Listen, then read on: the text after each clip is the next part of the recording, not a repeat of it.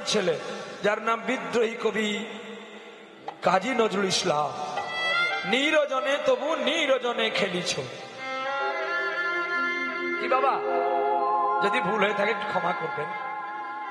আমি যে বাবাকে প্রণাম করব, আমি যে মাকে প্রণাম করব, যদি আমার মধ্যে একটু ভক্তি আর প্রেম না থাকে, মা কি খুশি হবে? তাই বলি, আগে মা বাবাকে প্রণাম করা শেখো, মা বাবাকে ভালোবাসতে শেখো, তারপরে ঈশ্বর আরাধনা করবে। বাবা মা ভজন ক্রিয়া পেল না, বাবা মা দুটো খেতে পেল না, তুমি মোটের মহারাজ হয়েছ, এতে কি ফল লাভ হবে? বলছি, যতই যাও না মন্দির মসজিদ, তুমি যতই করো গঙ্গা স্নান, মা বাবাকে না বাসলে ভালো তোমার হবে না খুশি ভগবান। নিতাই গৌর হরি বল, হরি বল। পাখির বাচ্চা উড়তে উড়তে গোলকের রাধা গোবিন্দের চরণে লুকিয়ে পড়েছে। পাখি একবার বেরিয়ে হরি বল বলে, আর যখনই বেরোই তখন ত্রিশূল ছুটে যায় মারবার তরে, আবার কাপড়ের ভেতরে ঢুকে যায় কে? পাখির বাচ্চা। পাখি এখনো হয়নি গো মা। পাখি মানে যখন সাবালক হবে, এখনো পাখির বাচ্চা, মানে না বলো নাকি? ভুল বললাম? এবার পাখির বাচ্চা যখন এমন এমন করছে, ত্রিশূল যখন ফিরে এলো না, দেবাদিদেব মহাদেব কৈলাসে পার্বতীকে রেখে গোলক বৈকুণ্ঠে এলো, এসে বলছে, প্রভু তুমি ওই পাখির বাচ্চাটাকে আমায় বের করে দাও, আমি ওকে মারবো। কেন? না, আমার মনের কথা শুনে নিয়েছে, ওকে যদি না মারি এ বিশ্বে আমাকে আর কেউ মানবে না, সবাই আমায় ঘৃণা করবে। তুমি এক কাজ করো, পাখির বাচ্চাটাকে বের করে দাও। তখনই গোবিন্দ ওই দেবাদিদেব মহাদেবকে বলছে, শোনো, তোমার কথা শুনে পাখির প্রাণ এসেছে, না আমার কথা তোমার মুখ দিয়ে শুনে পাখির প্রাণ এসেছে, বলো। তখনই মাথাটা ঘুরে গেল দেবাদিদেব মহাদেবের। সত্যি গোবিন্দ, আমার কথাই নয়, আমার মুখ দিয়ে তোমার অমৃত কথা বহিঃপ্রকাশ হয়েছিল, তাই হয়তো ওই পাখির বাচ্চাটা প্রাণ পেয়েছে। তাহলে বলো, তোমার মতো বৈষ্ণবের বদন থেকে যদি হরি কথা কৃষ্ণ কথা শুনে তার প্রাণ আসে, তুমি তাকে নিধ্বংস ভাবে হত্যা করতে আসো কি করে বাবা? তখনই দেবাদিদেব মহাদেব বলছে, আমি ওকে হত্যা করব না, কিন্তু ও যে আমার হরি কথা শুনে ফেলেছে, ও যে সব জায়গায় বলে দেবে না। আজ হতে ওকে আমি এমন কিছু বানাবো যে একজন ব্যক্তিকেই হরি কথা শোনাবে, বিশ্বের মধ্যে আর কেউ শুনতে পাবে না। যা হতে তোমার হরি কথা প্রকাশ হবে, তোমার নাম রবে ভাগবতে, তোমার নাম রবে শিব পার্বতী খণ্ডে, যা মানুষ দেখলে তৃপ্ততার আনন্দ লাভ পাবে। যেই বলে দিয়েছে, এইবারে পাখির বাচ্চা ছুটে এসে বৈষ্ণবকে চরণ ধরিয়ে কেঁদে কেঁদে বলছে, ওগো বৈষ্ণব ঠাকুর দয়ার সাগর, এ দাসে করুণা করি। ও বৈষ্ণব ঠাকুর দয়ার সাগর, এ দাসে করুণা করি। আর কি বলিয়া পদ ছায়া শত হে আমাদের, তোমার চরণ ধরি গো, তোমার চরণ ধরি। বৈষ্ণবের চরণ ধরে কাঁদছে গো পাখির বাচ্চা, আমায় ভালো কুলে আমায় জন্ম দাও গো, ভালো আমায় ভালো ভালো কুলে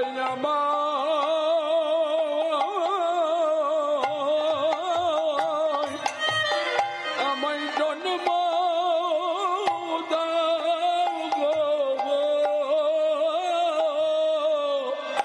যেন জন্মের পরে হরি কথা আমি বলতে পারি। ভালো কুলে জন্ম দাও গো। যেই বলল অমনি বৈষ্ণব বলছে, যা যা গোবিন্দের চরণে যা, যার চরণ খুঁজলে সবকিছু পাবি। আরে বাবা, গোবিন্দের চরণ ধরিয়ে পাখির বাচ্চা কেঁদে কেঁদে বলছে, ওগো বাবা, যেন আমি তোমার পুত্র হয়ে আমি আসতে পারি, একবার এই কৃপা এই কৃপা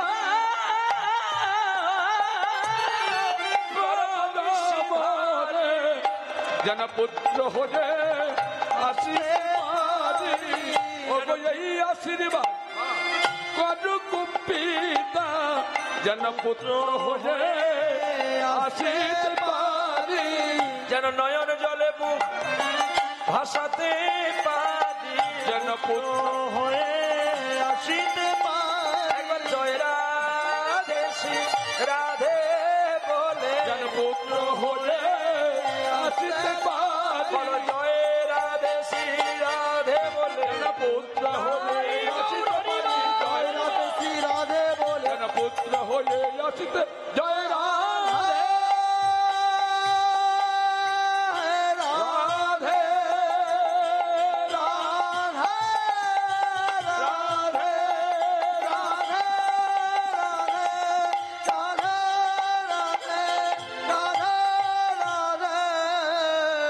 যেন পুত্র হয়ে যাবি,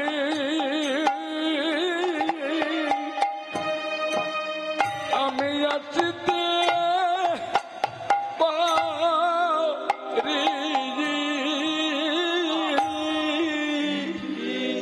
পাখির বাচ্চাকে আশীর্বাদ করলো গোবিন্দ, তুমি কি চাও? না আমি তোমার পুত্র হয়ে আসতে চাই। না, তাহলে ঠিক আছে, যাও।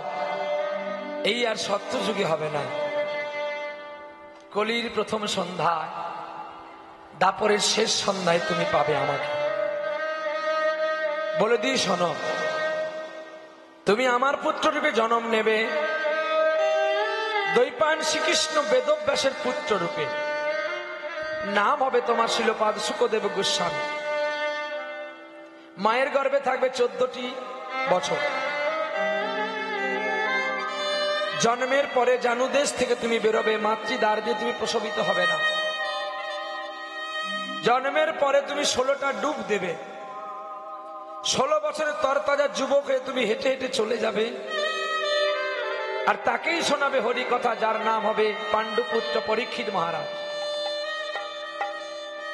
তাহলে আপনারা যে হরির আসনে বসেছেন, পরীক্ষিতের তক্ষক দংশন ছিল বলে পরীক্ষিত এসেছিল। আপনাদের তো সাপ কামড় দেয়নি, দিয়েছে কি? তাহলে আপনারা কেন এসছেন? বলবেন, খোকা আমরা চাঁদা দিয়েছি এসেছি। এটা আসল কথা নয়। তক্ষক কামড়ালেও তার বিষ নামাতে পারে আস্তিক মুনি। আস্তিকের সঙ্গে তক্ষকের কম্পিটিশন হয়েছিল। যখন তক্ষককে মানা করেছিল আস্তিক মুনি, তখন তক্ষক কথা শোনেনি। তক্ষক বলেছিল, তুমি জানো আমার ক্ষমতা কত? খোকা একটু বেশ। বলছে, কেন? না তুমি জানো এই গাছটাকে আমি এখনই কামড় দেওয়ার সঙ্গে সঙ্গে মারা যাবে। তাই নাকি? বলছে, হ্যাঁ কামড় দাও দেখি। তক্ষক কামড় দেওয়ার সঙ্গে সঙ্গে গাছটা ছটফট করতে করতে মারা গেল। বলছি, তুমি তো মেরে চোখে বাঁচিয়ে দাও তো দেখি। বলে, যে মরে যায় তাকে বাঁচানো যায় নাকি? তাহলে দেখো। কুমণ্ডলের জল নিয়ে আস্তিক মুনি মৃত সঞ্জীবনী মন্ত্র যেই ছুড়ে দিলেন, অমনি গাছটা তার চেয়ে আরো ভালো হয়ে গেল। তখনই তক্ষক ভয় পেয়েছিল। তাহলে এবার বলো, তক্ষক তখন বলেছিল, তুমি যদি আমাকে না যেতে দাও, আজ থেকে ব্রহ্ম সাপ আর কাজ করবে না। বলো তুমি কি চাও? না তুমি যাও, তবে তক্ষক রূপে তুমি যাও বটে, তবে তক্ষক রূপে কামড় দিও না, তাহলে আমি ফল রূপে কীট হয়ে যাব। তক্ষক বলছে যে হরি কথা শুনে তাকে তো আমি দংশন করতে পারি না, তাহলে আমার গোবিন্দের কলঙ্ক হবে না, প্রাণবায়ু চলে যাবে আর তুমিও কামড় দেবে। তাহলে মুনির বাক্য থাকলো আর আমার হরির মানও থাকলো। তাহলে আপনারা যে এসেছেন, আপনারা কি তক্ষক কামড়েছে? আপনাদেরকেও সাপ কামড়েছে, ভুল বলছেন কামড়ায়নি বলে। সংসার যে জ্বালা, তক্ষকের চেয়ে বড় জ্বালা। সংসার জ্বালা থেকে মুক্তি পাবেন বলে আমাদের মতো কীর্তনেকে এনে আপনারা কীর্তন শ্রবণ করেন। তাহলে আমাদের কর্তব্য কি? মাছ চিংড়ি ভুলে থাকা, আমাদের সাত্বিক হওয়া, তবেই আমাদের কথা আপনারা পালন করতে পারবেন। আমি বড় বড় কথা বলবো, আজ আমার মাছ ছাড়া ভাত উঠবে না। বলছে তো অবৈষ্ণবের বদনে হরি কথা শোনা যা, সাপের গরল বিষ পান করা তা। এটা আমার মুখের কথা নয়, ভাগবত লেখা। নিতাই গৌর হরি বল, হরি বল। তাই তুমি জ্ঞানী হতে পারো, তুমি বুদ্ধিজীবী হতে পারো, তোমাকে মানুষ সম্মান করতে পারে, কিন্তু গোবিন্দ তোমাকে মানে না, কারণ তোমার এখনো ভোগ বিলাস যায়নি। নিতাই গৌর।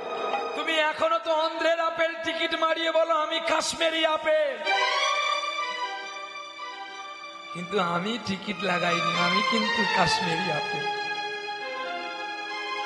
কাশ্মীরি আপেলের একটা স্ট্যাম্প চিহ্ন আছে, কি জানেন তো? তার টিকিট নেই, তার কালার বলে দেবে যে এটা কাশ্মীরি না এটা অন্ধ্রের আপেল। তাই অন্ধ্রের আপেল যে সে হাটে পাবেন, কিন্তু কাশ্মীরি আপেল ডায়মন্ড হারবার ছাড়া পাবেন না। কায়দা আছে। কাশ্মীরি আপেল পেতে গেলে মোট মিশনে যেতে হবে। যারা ভগবানের জন্য সব ত্যাগ করে দিয়ে ভগবানকে ভালোবাসে, ভগবানের জন্য উৎসর্গ করে দেয় সমস্ত কিছু, নিজের জীবনকে বিপন্ন করে, তারাই হয় কাশ্মীরি আপেল। আর এটাই জানতে হয় যে তাদের আগেও কেউ নেই আর পিছেও কেউ নেই। তাহলে এই যে মেঘ গুড় গুড় করছে, যদি বৃষ্টি পড়ে, যদি পড়ে, ভগবান না করুক বাবা, কি না?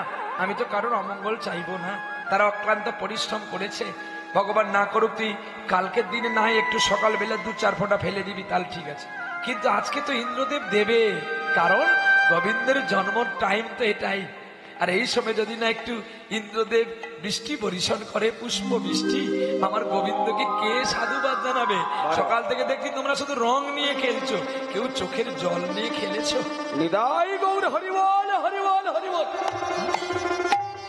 কি গো বাবা, হ্যাঁ বলো না, আমি যদি তোমাকে জড়িয়ে ধরে বাবা বলে না ডাকি, তুমি কি আমায় খোকা বলে ডাকবে?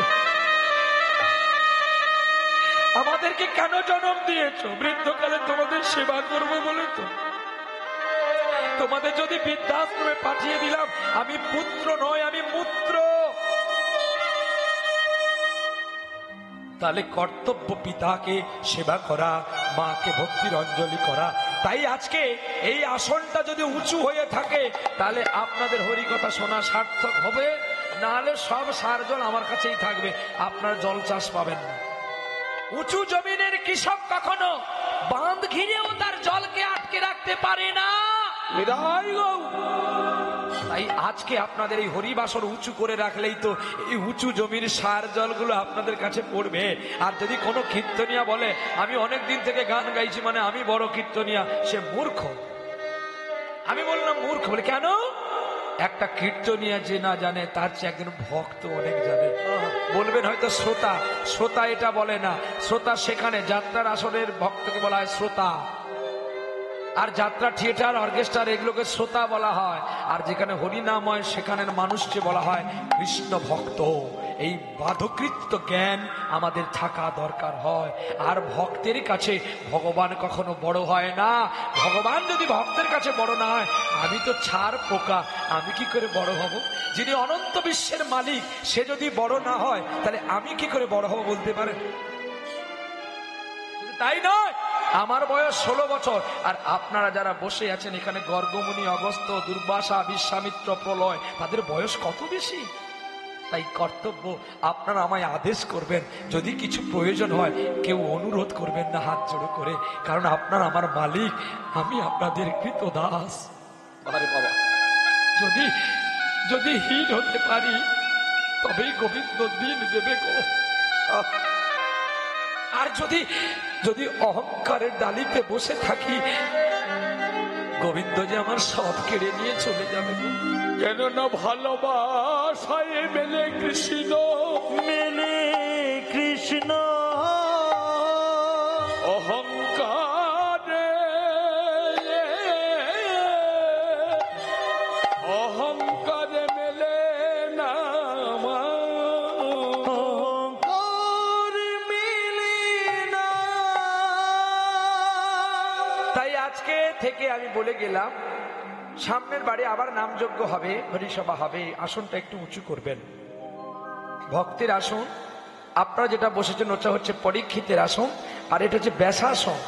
সুখদেব গোস্বামী ত্যাগী, তাই 60,000 মুনির মধ্যে একমাত্র ঠাঁই পেয়েছিল শিলপাদ সুখদেব গোস্বামী হরি কথা কৃষ্ণ কথা বলার জন্য।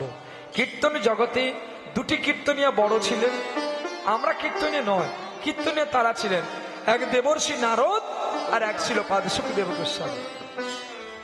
তাদের কাছ থেকে আমরা অনুকরণ করে করে ভাগবত দর্শন করে করে নানান গ্রন্থ দর্শন করে আপনাদের কৃপা বাড়ি পাওয়ার জন্য আমরা ছুটে আসি। প্রেম সে বলো রাধারানী কি জয়। তাহলে এবার আজকে আমরা কি লীলা শ্রবণ করব? চলে যাই একটু ফাঁসির মঞ্চে ভগবান শুনি নাকি। দেখি আজকে আমার গৌর জন্ম হয়েছে নদিয়ায়, আমি দেখি আপনাদের নদিয়ায় নয়, আমি আপনাদের এই ফতেপুরে, ফতেপুর তো পালবাটিতে তাকে আনতে পারি কিনা। বাহ, শোনে রে অবসা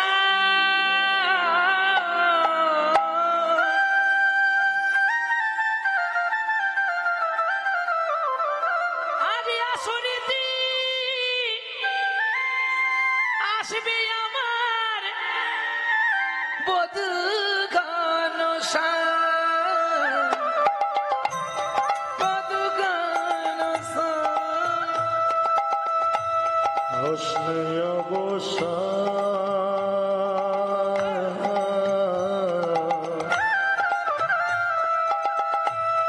আজ নিশীতে আসতে পারে বন্ধ কলচা। আসতে পারে মানে আসবে না, আসবে, আসতে পারে না, আসবে। শোনে রে অবসান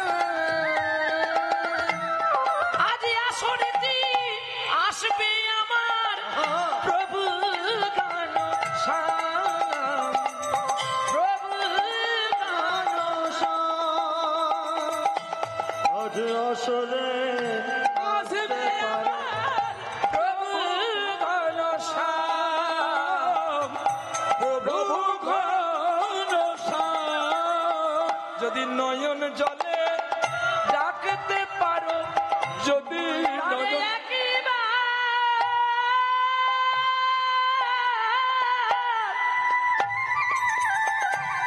আসবে আমার আসরেতে বধূ ঘনশ্যাম। ডাকো তারে ভক্তি করে, যদি একবার পাই ধরব তার যুগল চরণ। আমার আর যে কিছু না মনে রে হয় রে অবসান। আজ আসরিতে আসবে আমার বধূ ঘনশ্যাম। হরে কৃষ্ণ হরে কৃষ্ণ, বাবা কৃষ্ণ কৃষ্ণ হরে হরে, হরে রাম হরে রাম, রাম রাম হরে হরে। হরে কৃষ্ণ কৃষ্ণ কৃষ্ণ হরে হরে, হরে রাম রাম রাম হরে হরে। কৃষ্ণ হরে কৃষ্ণ কৃষ্ণ কৃষ্ণ হরে হরে, হরে রাম রাম রাম হরে হরে। হরে কৃষ্ণ কৃষ্ণ কৃষ্ণ হরে হরে, হরে রাম রাম রাম হরে হরে।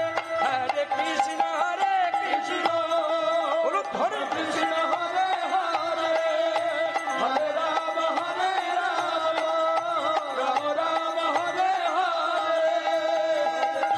হরে কৃষ্ণ কৃষ্ণ কৃষ্ণ হরে হরে, হরে রাম হরে রাম, রাম রাম হরে হরে। প্রেম সে বলো রাধারানী কি, শ্যাম সুন্দর কি, ভক্ত আর ভগবান কি, ভয় নাই কি। ঠিক তো, ভয় করছো কেন? ভয় আছে নাকি? না না, বাঁচবার আশা আছে, মরার তো ভয় আছে। তাই তো, তোর হাত তোল জোরে, তোর হাত তোল, তোর জোরে হাত তোল। যত দূর পর্যন্ত হাত বাড়াতে পারবি তবেই তো তাকে পাবি, ছোট করে রাখলে পাবি। এখনো তো লজ্জা যায়নি। দেখ এখানে কত সুন্দর হাত তোলার কাছে কথা আছে। কে বলেছিল? পাঞ্চালী বলেছিল। যখন দুঃশাসনে টানছে কাপড় খুলে বস্ত্রহরণ করিবারে লাগি, আর গোবিন্দকে ডাকছে, কে গো পাঞ্চালী? ও গো হিসিকে, তুমি একবার ছুটে এসো। হিসিকেশ বলে, আমায় যেতে সময়টা দাও বোন। আবার ডাকছে, ও গো মথুরেশ্বর, তুমি একবার কৃপা করো। বলে, মথুরায় আছি, যাচ্ছি, দেরি করো। বলছে, ও গো ব্রজেশ্বর, তুমি কৃপা করো না, আমি বৃন্দাবনে গরু চড়াচ্ছি, একটু ধৈর্য ধরো। যখন বলছে, গো দ্বারকেশ্বর, তুমি একবার কৃপা করে আসো। বলে, এখনো বিবাহের সময়, লগ্ন চলে গেলে আর বিয়ে হবে না, একটু ধৈর্য ধরে বসো। যে কথা বলবো ডাঁটে বলবো, কোমর এঁটে আসি, তাই ডাঁটে বলি। হিসাব করে ভজিয়ে নেবেন কথাগুলো, টাকা দিবেন যেমন গুণে, কথা নিবেন মনে। কি বলেনি পাঞ্চালী কথাগুলো? হিসিকেশ, হিসিকেশ মানে যেখানে হস্তিনায় যুদ্ধ হচ্ছে, হিসিকেশ। বাসুদেব, হিসিকেশের আরেক নাম বাসুদেব। বলছে, গো ব্রজেশ্বর, ব্রজ মানে কৃষ্ণ। মথুরেশ্বর মানে কে? কংসকে ধ্বংস করতে গিয়েছিল। দ্বারকেশ্বর বলে, দাঁড়া, আমি 16,000 মহিষীকে বিবাহ করি, তারপর যাব। যখন বলছে, আমার প্রাণেশ্বর। যখন পাঞ্চালী দুহাত তুলে পাঞ্চালী বলছে, ওগো প্রাণেশ্বর, তুমি আমায় দয়া করো, আমার দয়া করো। তখন কৃষ্ণ বলছে, ওরে পাগলি, আমার বোনটা রে, বোনটা রে। আরে আমি তোর হৃদয়ের মধ্যে লুকিয়ে আছি, আমার হিয়ার মাঝে তুমি লুকিয়েছিলে। দেখতে আমি পাইনি তোমায়, দেখতে আমি পাইনি। বাহিরি প্রাণে চোখ মিলেছি, বাহিরি পানে আমার হৃদয় পানে যায়নি, আমার হিয়ার মাঝে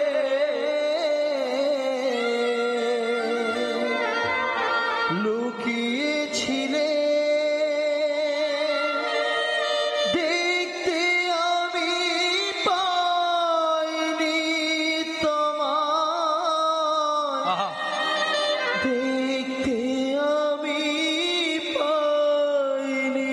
বলো, পাঞ্চালী যদি দুটো বাহু তুলে গোবিন্দকে পায়, তাহলে তোমরা আমরা কেন এতটুকু তুলবো? মা, তোলো, তার কাছে হাত সমর্পণ করতে হবে। হ্যাঁ, প্রেম সে বলে, রাধারানী কি জয়, শ্যাম সুন্দর কি জয়, ভক্ত আর ভগবান কি জয়, পাল বাটি হরিবাসর কি জয়, যে যার গুরু গোসাই কি জয়। নিতাই গৌর বিষ্ণু প্রিয়া প্রেমানন্দে, নিতাই গৌর হরি হরি হরি।